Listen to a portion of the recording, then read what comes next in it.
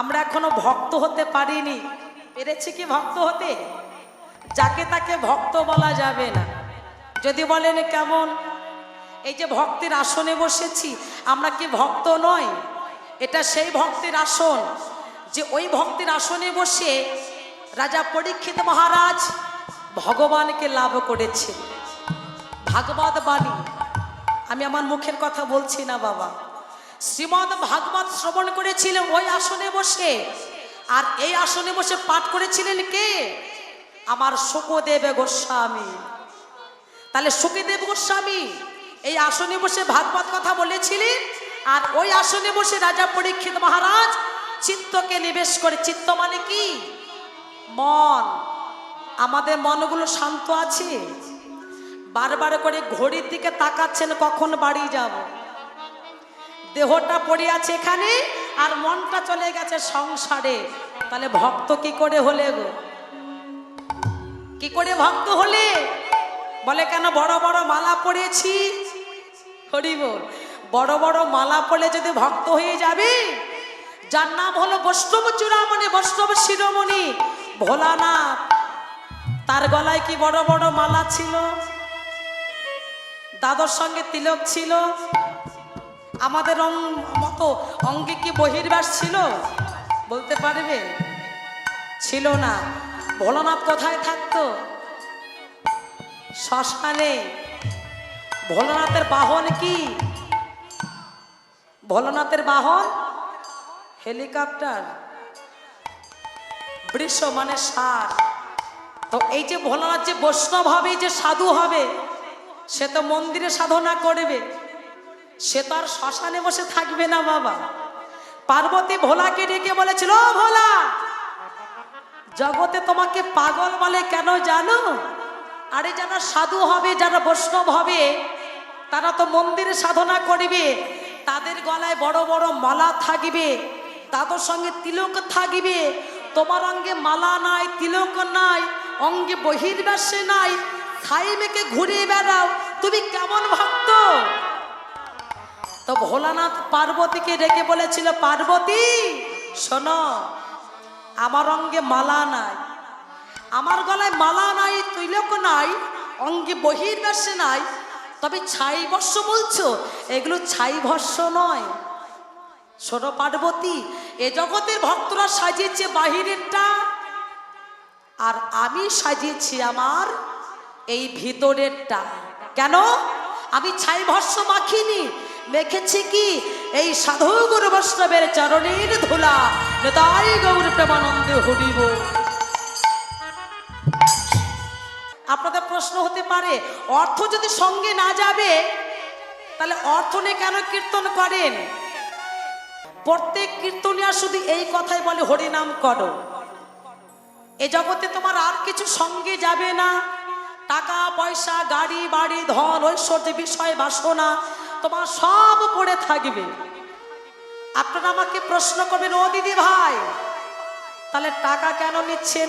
না নিয়ে তো কীর্তন করতে পারতেন, তাই না? কি বাবা, তাই না?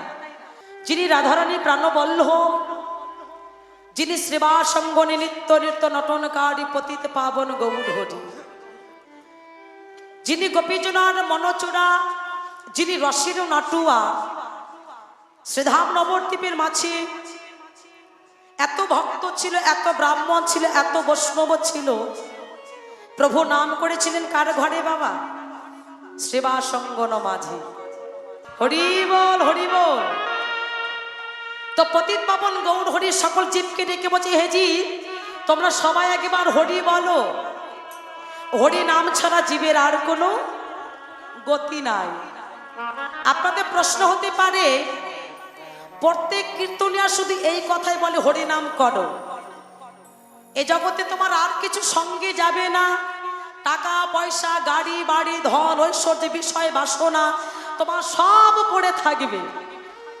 আপনারা আমাকে প্রশ্ন করবেন, ও দিদি ভাই, তাহলে টাকা কেন নিচ্ছেন? না নিয়ে তো কীর্তন করতে পারতেন, তাই না? কি বাবা, তাই না? আপনাদের প্রশ্ন হতে পারে, অর্থ যদি সঙ্গে না যাবে, তাহলে অর্থ নিয়ে কেন কীর্তন করেন?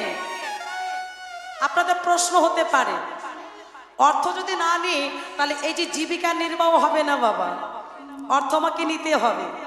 যদি বলেন কেন, দুটি কারণ আছে, একটা হচ্ছে তথ্য, আরেকটা হচ্ছে তত্ত্ব। তথ্যটা কি দেখা যাচ্ছে যে আমি টাকার বিনিময়ে কীর্তন গাইছি, আর মূল তত্ত্বে বললেন না একদিকে অর্থ ইনকাম হচ্ছে, আরেকদিকে আপনাদের মতো গৌর ভক্তগণের সঙ্গ পেয়েছি, তাই গৌর প্রেমানন্দে হরি বল হরি বল। এই ভক্ত সঙ্গকে ঘরে বসে পাওয়া যায়? পাওয়া যায় না। তাহলে যারা প্রকৃত ভক্ত তাদেরকে ছুটে যেতে হবে কোথায়? এই যে মধুর বৃন্দাবনে। তাহলে এই বৃন্দাবনে না আসলে পরে ভক্ত সঙ্গ আমাদের ভাগ্যে হবে না। তাই পতিত পাবন গৌর হরি বলছে হরি নাম ছাড়া সঙ্গে আর কিছু যাবে না। যার কারণ বলছে, উদাহরণ দিচ্ছি, আপনাদের এলাকায় দুর্গা পূজা হয়, কালী পূজা হয়।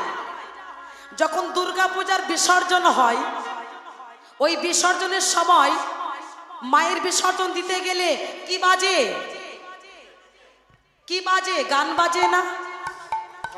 এরকম বড় বড় বক্স বাজিয়ে আর ডিজে গান বাজে কি হয়? মায়ের বিসর্জন হয়। আপনাদের এলাকায় যদি কেউ মরে যায়, এরকম বড় বড় বক্স বাজে, ডিজে গান বাজে, তখন কি বাজে? এই যে খোলার করতাল, আর মুখে কি বলে? বলো হরি হরি বল, বলো হরি হরি বল, বলো হরি। হরি বল। মিলেছে বাবা?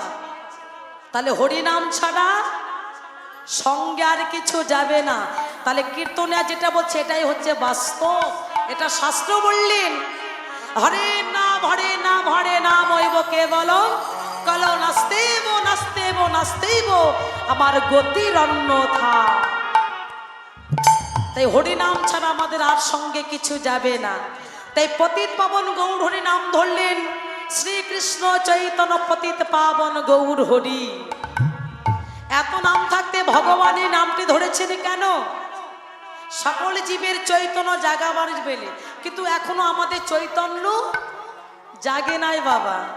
ভগবানের চরণ পেতে হলে সেই বৈষ্ণব যদি ভক্তের চরণে মাথা নত না করে, সেই ভক্ত যদি ভক্তের চরণে মাথা নত না করতে পারে, ভক্তের চরণে ধুলান অঙ্গে মাখতে পারে, আমার ভগবানের কৃপা কখনো হতে পারেন না বাবা।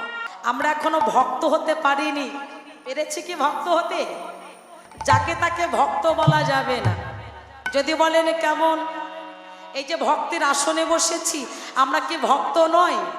এটা সেই ভক্তের আসন যে ওই ভক্তের আসনে বসে রাজা পরীক্ষিত মহারাজ ভগবানকে লাভ করেছে। ভাগবত বাণী, আমি আমার মুখের কথা বলছি না বাবা।